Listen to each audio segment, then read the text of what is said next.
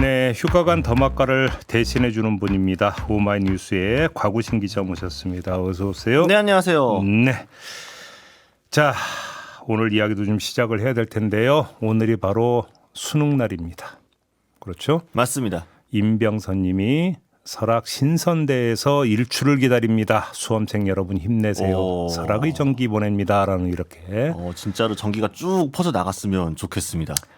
4929님 안녕하세요. 10년 넘게 출근길에 귀로만 함께하고 있는 애청자입니다. 합격 맛집 응원 좀 받아보려 처음으로 문자 보냅니다. 네. 저희 둘째 아들 치우가 오늘 수능을 보거든요. 입시장으로 같이 가고 있는데 긴장하지 말고 편하게 시험 보고 오라고 늘 응원하고 사랑한다고 전해주세요. 시선집중 화이팅, 조치호 화이팅, 청취자분들도 모두 화이팅입니다. 네. 이렇게 적으셨네요. 오늘 치우군을 비롯해서 모든 수험생 여러분에게 따뜻한 격려의 말씀 전해드리겠습니다. 오늘 하루 모든 걸 후회 없이 쏟아붓기 바라겠습니다. 네. 그리고 또 중요한 게 있죠. 시선 집중이 촌철님들의 응원과 사랑에 힘입어 이번 청취율 조사에서도 동시간대 1위, 전체 2위를 지켜냈습니다. 아, 역시 촌철님들께 감사를 드리는 마음으로 따뜻한 커피 쿠폰을 준비했다고 합니다. 문자번호 샵 8001, 샵 8001번으로 축하와 오늘 방송에 대한 반응 남겨주시면 10분 선정해서 보내드리겠다고 합니다. 문자는 짧은 건 50원, 긴 건 100원의 정보 이용료가 들고요.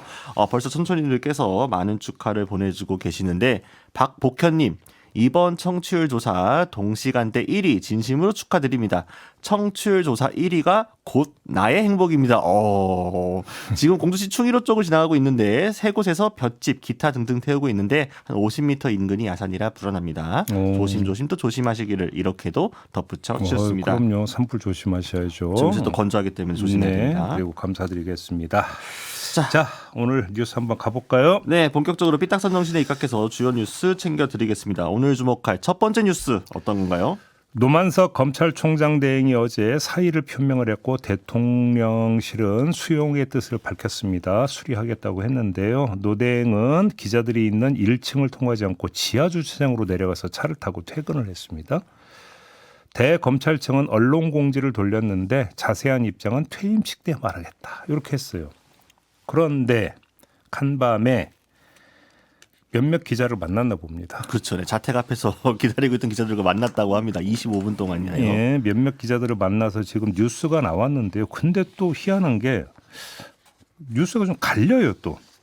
자, 예를 들어서 조선일보와 동아일보가 보도를 했는데 조선일보, 동아일보 모두 오후 9시 30분경에 자택에서 기자들을 만났다. 이렇게 지금 보도를 했어요. 그러니까 같은 상황에서 좀 똑같이 만난 거예요. 그렇죠. 아마 출입하는 같은 기자들이 갖고 만난 거겠죠. 그러면 보도 내용이 거의 같아야 되는데 좀 다릅니다. 희한한데 일단 하여간 좀 전해드리겠습니다. 두 신문이 겹치는 부분이 있는데 그게 뭐냐면 이 대목입니다. 이 시점에서는 내가 잘못한 게 없다고 부득부득 우겨갖고 조직이 득될 거 없다 싶어서 이 정도에서 빠져주자라 이렇게 결정을 했다. 라고 그러니까 자기가 사의 표명한 그 이유에 대해서 이렇게 설명을 했다라는 부분은 조선일보나 동아일보가 비슷합니다. 약간의 워딩의 차이는 있지만 뭐 거의 같은 맥락이라고 봐야 되는데 문제는 그 다음입니다. 예를 들어서 조선일보 보도를 보겠습니다. 노만석 대행이 이렇게 말했다고 합니다. 저쪽에서는 지우려고 하고 우리는 지울 수 없는 상황이지 않냐. 참 스스로 많이 부대껴왔다. 라고 여기서 저쪽이라고 하는 게 이제 정권을 뜻한다고 지금 읽어야 될 것 같은데. 그렇죠. 맥락상. 옛날에는 정권하고 검찰이 방향이 같았는데 지금은 정권하고 검찰이 방향이 솔직히 좀 다르다. 전 정권이 기소해 놓았던 게 전부 다 현 정권의 문제가 돼버리니까 현재 검찰이 저쪽에서 요구하는 사항을 받아주기 어려운 상황이다.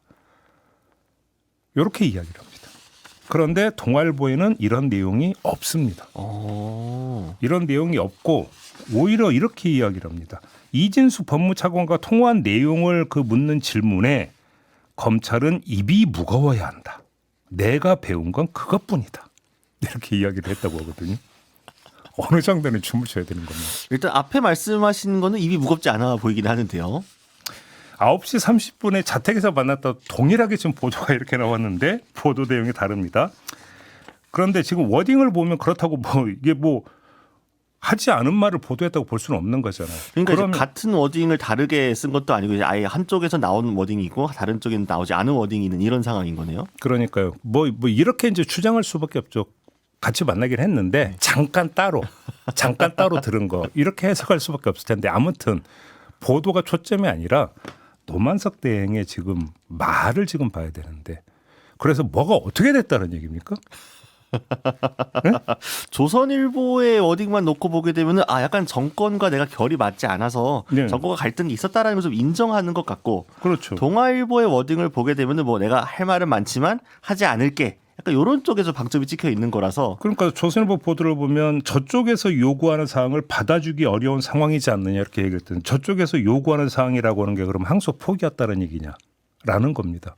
그러니까 지금 여기서는 되게 추상적으로만 이야기를 했는데 맥락상 놓고 그렇게 해석을 해야 되는 거잖아요. 그렇죠. 네. 근데 이렇게 이야기했는데 왜 또 그 입이 무거워야 된다고 하여간 퇴임시까지 한번 보겠습니다. 네, 테임스에 정말 무슨 말을 할지가 궁금하긴 한데요. 퇴임시까지 보도록 하고요.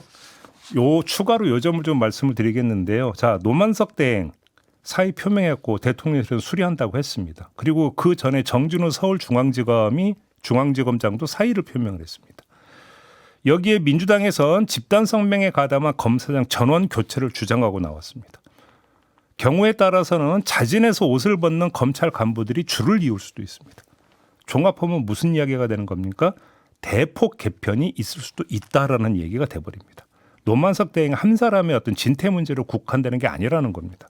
자, 그러면 정부는 어떤 차원에서 어떤 성격으로 인사를 할까? 전 이게 궁금한데 차제의 이른바 친윤 검사들 싹 정리하는 거냐? 궁금하지 않습니까?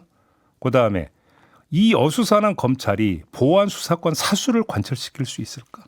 이것도 궁금하지 않습니까? 그러네요. 앞으로 이 검찰이 아무튼 1년 유예 기간 동안 앞으로 어떤 운명을 겪게 될지가 상당히 좀 분기점이 온 것 같은데 네. 당분간 검찰은 어쨌든 대행의 대행 체제로 운영될 수밖에 없을 것으로 보입니다. 네. 차순길 기획조정부장이 대검 부장 중에 서열상 선임이기 때문에 이 대행의 대행을 맡을 것으로 지금 보도가 나오고 있는데요. 촌철님들도 지금 반응 보내주고 계십니다. 데이지님. 정치 검찰이었음을 인정하면서 상식과 원칙대로 풀어나가면 될 일인데 하셨고요. 정기수님 조선과 동아의 보도가 다른 걸 보고 듣고 싶은 것만 듣고 쓰고 싶은 것만 쓴 거지요. 이렇게 보내주셨습니다. 자, 뉴스와 분석이 함께하는 제이비타임즈 다음 주목할 뉴스는 어떤 건가요? 일단 뉴스부터 들어보시죠. 서울중앙지법 형사합의 27부는 김건희 씨의 보석 신문을 진행했습니다. 김 씨 측은 지난 3일 어지럼증과 불안 증세를 이유로 불구속 재판이 필요하다며 보석을 청구했습니다. 이날 신문에서도 예전에도 김 여사가 몇 번 쓰러져 의식을 잃은 적이 있다. 구치소 생활을 하다 보니 치료가 제대로 안 돼 건강 상태가 상당히 안 좋다며 보석 필요성을 주장했습니다. 심지어 주거지 제한은 물론 전자장치 부착과 휴대전화 사용 불가 등의 조건까지 모두 수용할 수 있다며 구치소 말고 자택에서 재판받을 수 있도록 해달라고 호소했습니다. 네, 이걸 좀 짚어봐야 될 텐데요. 핵심은 치료 필요성 아니겠습니까? 보석 인용 여부와 관련해서. 한데 구치소에 있다고 치료 못 받는 것 아니고 김건희 씨가 수감된 후에 병원에서 치료받은 적도 있다는 점을 먼저 환기시켜 드리겠습니다. 그다음에 전자발찌와 휴대전화를 마치 보석 거래의 품목처럼 지금 이야기를 했는데 이거는 지금 주객이 전도돼 있다는 말씀도 함께 드리겠습니다. 왜냐? 이건 재판부가 결정할 문제지 거래 품목처럼 김건희 측에서 제시될 성질의 문제가 아니다. 이 점을 강조를 하는 거고요. 예를 들어서 윤석열 전 대통령도 안과 질환과 관련해서 외부 병원에서 진료받은 적이 있었습니다. 그때 전자발찌 채웠었습니다. 네, 이 전자발찌와 핸드폰 제시한 걸 정말 대단한 거를 하는 것처럼 한 태도가 좀 문제 아니냐 뭐 이런 지적도 있는 것 같더라고요. 그러니까요. 사실 보석이면 당연히 이거 하는 게 기본 전제로 가는 게 아닌가 싶기도 한데요. 예. 또 김건희 씨 관련 소식도 있죠. 김건희 씨 사건 재판부가 어제 샤넬 가방 3개와 구두, 목걸이 등에 대한 검증 절차를 진행을 했습니다. 검은색 장갑을 끼고 특검팀이 가지고 온 물품들을 차례대로 확인을 했는데 예를 들어서 흰색 샤넬 가방을 열고 내부 상태를 본 뒤에 휴대전화로 4-5번 사진 촬영을 했고요. 재판장이 안에 사용감이 있네요 라고 말을 했다고 합니다. 자, 이 검증 과정을 검증 조서에 남긴다는 말도 했는데 글쎄요, 제가 볼 때는 결정적이지는 않을 것 같다. 이런 말씀을 드려야 될 것 같습니다. 이거 사용감 있는지 여부는 좀 상당히 중요한 쟁점으로 보였는데 그 네. 이유는요? 김건희 씨는 이미 샤넬 가방을 받은 사실을 인정을 했습니다. 다만 목걸이만 인정을 안 하지 않았습니까? 따라서 사용감이 이게 김건희 씨가 수술을 했느냐 안 했느냐를 가르는 결정적 변수가 될 수는 없어요. 이미 이거는 끝난 얘기라는 겁니다. 그런 점에서 결정적 변수가 안 된다고 지금 말씀을 드린 거고요. 자, 이렇게 정리하고 나면 김건희 씨가 샤넬 가방 받은 건 인정을 했지만 목걸이는 인정을 안 했잖아요. 그쵸. 그 이유를 역으로 헤아릴 수 있어요. 왜냐하면 사용감이 있다는 얘기는 재판부가 먼저 한 게 아니고 김건희 특검 쪽에서 먼저 나왔었어요. 그리고 나서 김건희 씨 측에서 가방은 받았는데 목걸이는 안 받았다 이렇게 주장을 했거든요. 자, 그러면 어제 재판부에서 이 목걸이를 검증하고 했던 이야기를 제가 전해드릴게요. 목걸이는 케이스에 고정된 상태는 아니었지만 사용감 여부는 육안으로는 확인이 불가했다라고 이야기를 했거든요. 그러면 특검 쪽에서도 이렇게 판단하는 걸로 만약에 포착을 했다면 바로 이걸 고리로 걸어서 가방은 받았는데 목걸이는 안 받았습니다. 라고 먼저 치고 나왔을 가능성이 있다는 거예요. 왜냐하면 검증이 안 될 것이다라는 그런 믿음의 기초에서 이해되시죠? 이제 가방이 도마뱀 꼬리가 되는 거고 이제 그렇죠. 목걸이는 지키겠다는 이런 식으로 해석될 수 있을 것 같은데요. 네. 일단 어제 재판에는 전성배 씨가 다시 한번 증인으로 출석을 했고 제 물건은 분명히 김건희 여사에게 전달을 했고 김 여사에게 전달받았다고 연락도 왔다라고 이야기했다고 합니다. 네. 또 핸드백을 2번에 걸쳐 천수삼과 같이 준 것은 확실하다 이렇게도 이야기를 했는데요. 촌철님들 문자 소개해드리겠습니다. 마징가님. 보석 신청하지 말고 병원 가세요. 치료받으면 되지 보석을 왜 신청하나요? 본인이 그런 제시를 할 수 있나요? 라고 꼬집어 주셨고요. 3149님도 보석 신문이 이걸까요? 이 보석 브랜드 아세요? 이 보석은요? 이렇게 네. 네, 이렇게 보내주셨고 란테르트님 암튼 보석은 꽤나 좋아하네요 라고 적어주셨습니다. 역시 우리 촌철님들의 촌철살인이 아주 대단합니다. 네. 네, 데이비타임즈 다음 주목한 뉴스는요? 엊그제 서울 반포동 레미안 트리니원 1순위 청약이 있었는데 59제곱미터와 84제곱미터 230가구 모집에 54,631건이 접수가 됐다고 합니다. 경쟁률이 얼마냐? 237대 1을 기록을 했다고 합니다. 주목할 점은 현금 조달력과 시세 차익인데요. 정부의 10-15 대책으로 인해서 15억에서 25억 원의 주택은 최대 4억, 25억 원을 초과하는 주택은 최대 2억 원까지만 대출이 가능하거든요. 자, 이 점을 고려할 때 최소 16억에서 25억 가량의 현금이 있어야만 이 아파트 당첨이 돼도 분양을 받을 수 있다고 합니다. 두 번째, 분양만 받으면 최대 30억의 시세 차익을 거둘 수 있다고 하는데 인근에 있는 레미안 원 펜타스 전용 84제곱미터가 올해 3월에 47억 원에 거래가 됐고 아크로 리버파크 84제곱미터는 지난 9월에 56억에 거래가 됐기 때문에 이걸 기준점 삼으면 그렇게 된다는 겁니다. 트리니원 84제곱미터 분양가는 25억 수준이라고 하니까. 숫자를 들으면 되게 다른 세상 이야기 같네요. 되게 현실감이 없게 느껴지는데 네. 여기서 짚을 점은 뭔가요? 자, 현금 동원력이 없는 사람은 분양받고 싶어도 설령 당첨이 돼도 받을 수가 없다라는 얘기로 귀착이 됩니다. 반면에 현금이 있는 사람은 잘하면 30억을 그냥 앉아서 챙길 수도 있다는 얘기로 연결이 됩니다. 돈 있는 사람이 돈을 더 많이 버는 현상이 발생할 수 있다는 겁니다. 이렇게 놓고 보면 하는데 근데 거꾸로 그렇다고 대출 규제를 풀라고 말하기도 힘듭니다. 그렇죠. 네. 아니 잘하면 시세 차익 30억 챙길 수 있으니 10억, 20억 대출 받아서 일단 지르고 보세요라는 얘기를 할 수 있겠습니까? 할 수 없는 거잖아요. 그렇죠. 거기에 들어가는 이자 비용만 얼마가 되겠습니까? 어째야 되는 겁니까?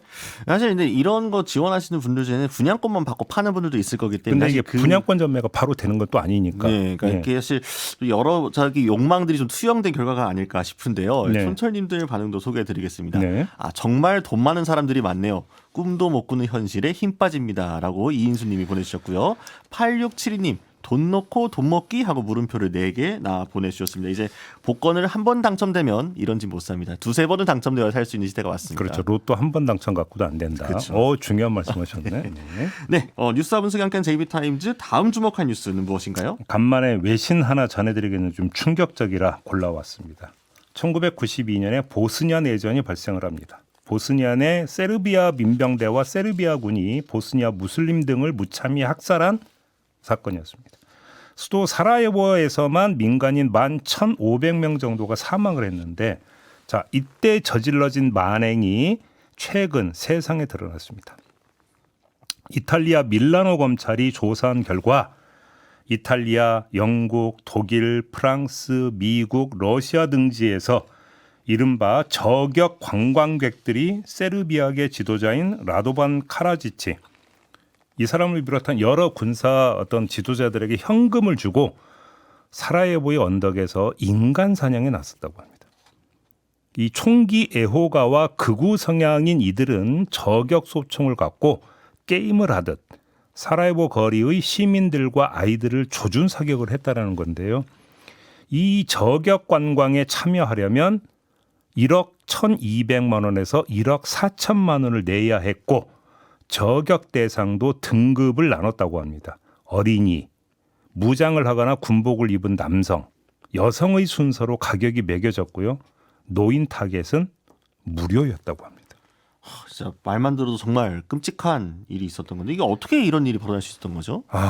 그러니까요. 두 가지 점을 좀 말씀드리고 싶은데요. 첫째, 우리가 믿고 알고 있는 문명이라고 하는 게 얼마나 얄팍한 것이냐.